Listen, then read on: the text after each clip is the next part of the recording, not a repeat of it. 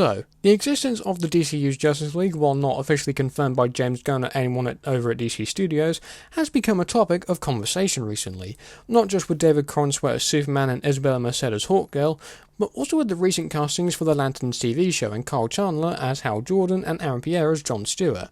Now, in this video, I'm going to hopefully break down what the DCU's Justice League will look like, which actors have already been cast, along with the team we could possibly get first. So let's take a look.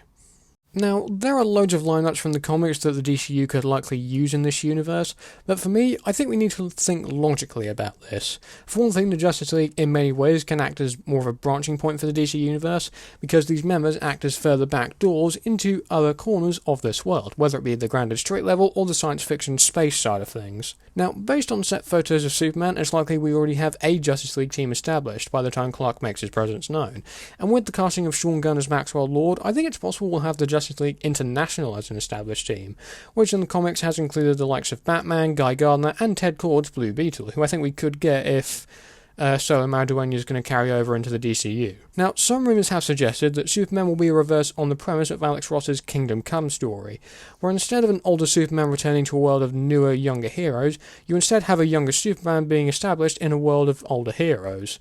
With that being said, I think the ideal Justice League lineup for the DCU lies with the animated universe, more specifically the Justice League animated show, which features a lineup of Batman, Superman, Wonder Woman, John Stewart's Green Lantern, The Flash, Hawkgirl, and Martian Manhunter. Now, in my opinion, this lineup is good, but I think we can do better. I think the best idea would be to expand to a roster maximum of 10 heroes. That gives us room to include some more unique characters that on occasion we have seen before in the JL team from the comics.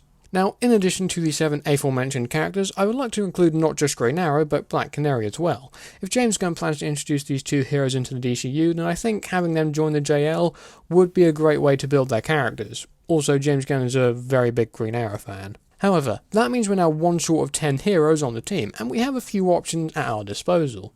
Now, we could give that final slot to Aquaman, but I honestly prefer him not being a League member and instead an occasional ally. Cyborg is a possibility, but I think belongs to the Teen Titans more than the Justice League.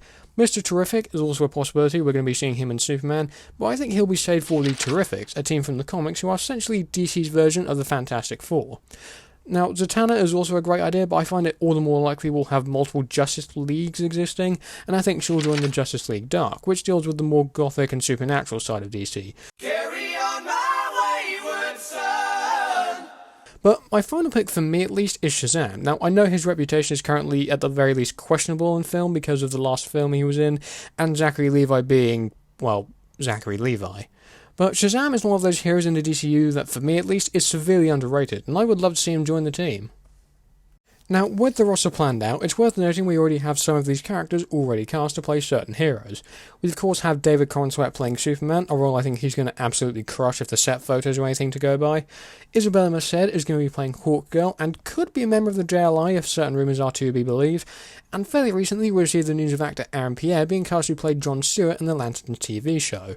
Now, on the subject of Green Lanterns, I think we'll see that position rotate over the course of this universe because we already have, in addition to John, the roles of Guy and Hal cast as well, with Kyle Chandler having been cast for Lanterns, and Nathan Fillion playing Guy and Superman, which I think is kind of funny considering Fillion was the fan cast for Green Lantern and has voiced that character in live action before. Anyway, I think the Lanterns show especially will give us a few more members of the GL call like Jessica Cruz and Simon Baz, but for now, I like the current position of the Green Lantern in the JL being filled by John Stewart, though then again that position can rotate over the course of the films, TV, animation, and all the other projects. With these characters already cast, that leaves the roles of Batman, Wonder Woman, The Flash, Martian Manhunter, Green Arrow, Black Canary, and Shazam left to cast. So let's take a look at them.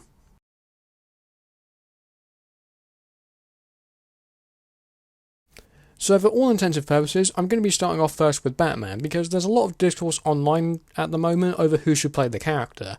This discourse, I think, has been largely renewed due to David Zaslav, who runs things over at Warner Bros. Discovery, wanting Pattinson's Batman to join James Gunn's DCU, which I think shouldn't be the case because I like Pattinson's Batman being separate from the rest of the DCU as an Elseworlds thing.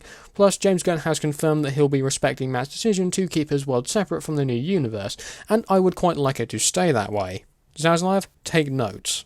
So, on the subject of Batman, we need to have an older actor play the role. I've said this before, but not a Frank Miller Dark Knight Returns old, but more along the lines of a quote-unquote experienced Bruce.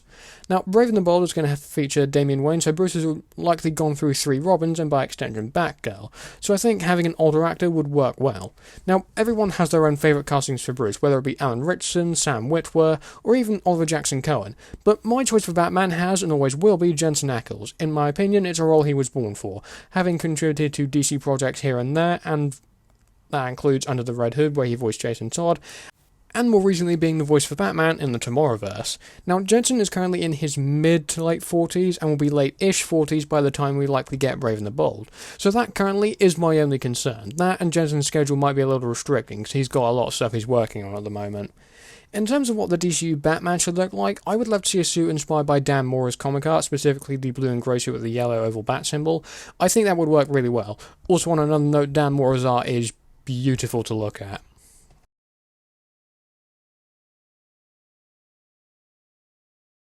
Okay, next up we have Wonder Woman, which again has sparked some discourse online because few people enjoyed Gal Gadot as Diana.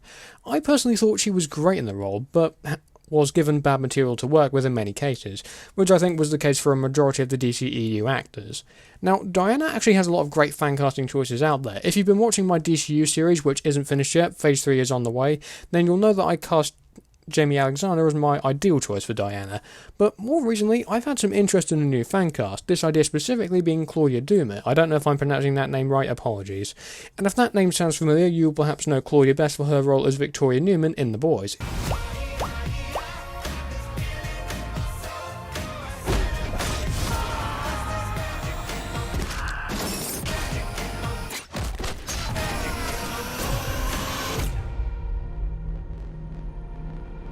Now, I genuinely think a casting choice along these lines would work fairly well. Now, at the moment, we don't know where Diana will be introduced in the DCU, given that Paradise Lost, the prequel series, is planned to be set before Wonder Woman's time.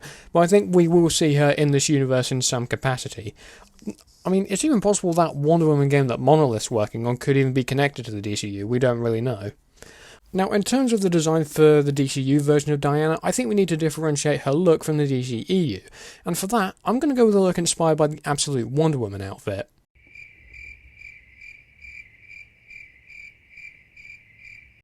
Oh, brother, this guy stinks! Okay, I'm guessing a lot of you who don't read comics just start scratching your heads, so let me do some explaining here. For those who don't know, the Absolute Comics line is relatively new in DC, and it's essentially created by Darkseid Energy. In that vein, it's very similar to the Marvel Ultimate Universe, at least the new one that's been introduced. And the premise of the Absolute line in DC is that each hero has an aspect of them changed or removed from their story. Absolute Superman follows a version of Clark who was actually able to grow up on Krypton before it exploded. Absolute Batman, for example, which I think might be the most appealing one, follows a version of Bruce Wayne who was never rich and is instead working class. That and he's a 7-foot-ton behemoth. No, really, go check. Okay, now Absolute Wonder Woman follows a version of Diana who was raised in Hell and not in Themyscira, which is actually very fascinating. Also, I just love the fact they gave Diana a Buster Sword, just adds to the badassery of the design itself. Now, on the subject of the Absolute line, I'm going to quickly sideline here.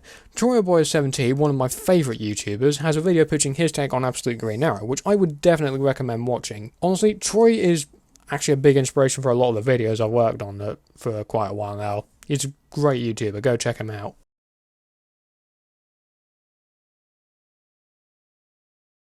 Okay, the subject of The Flash is interesting because we could go with either Wally West or Barry Allen.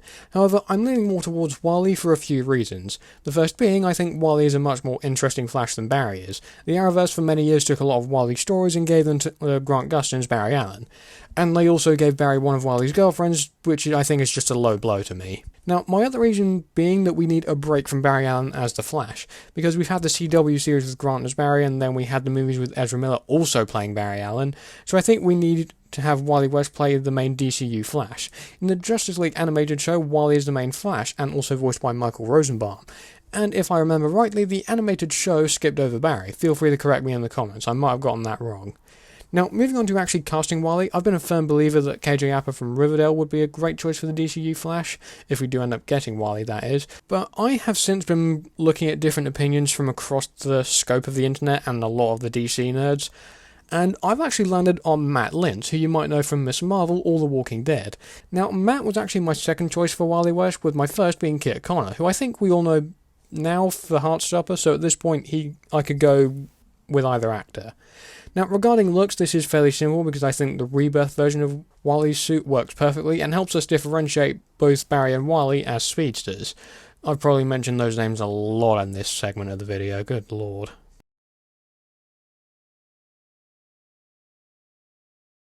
Now, Martian Manhunter is interesting because I find it all the more likely that he'll be a mix of CGI and practical effects, kind of like the Vision in the MCU in that sense. So for that, we can have an actor who's known for more prosthetic-heavy roles.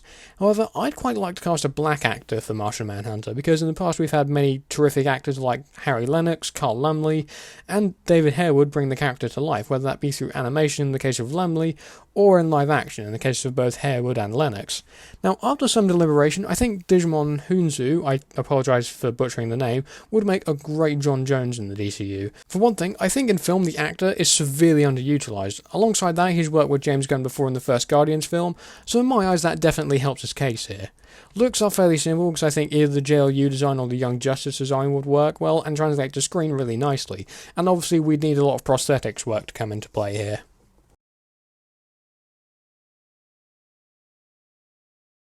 Okay, next up we have Green Arrow and Black Canary, who I'm grouping together because they normally are grouped together in the comics.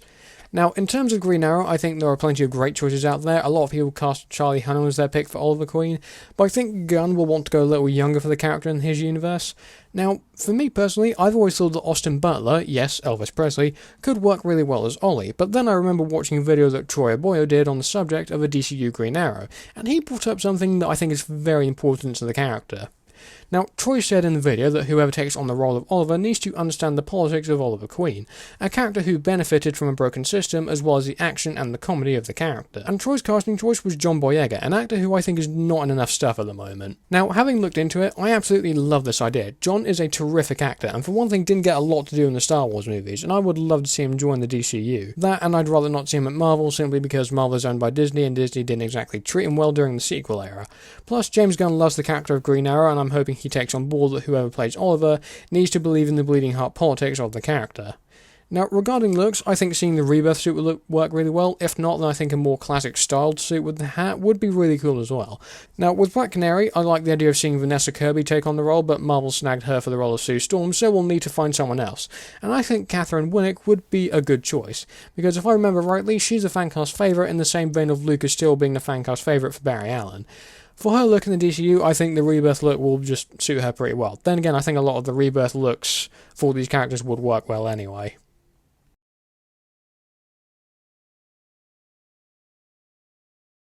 And finally, we come to Billy Batson, aka Shazam.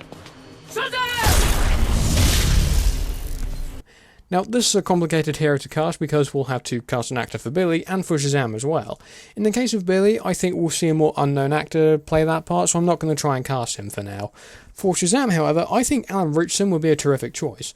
Not only has he played DC characters before, but I think it's a role he could play really well.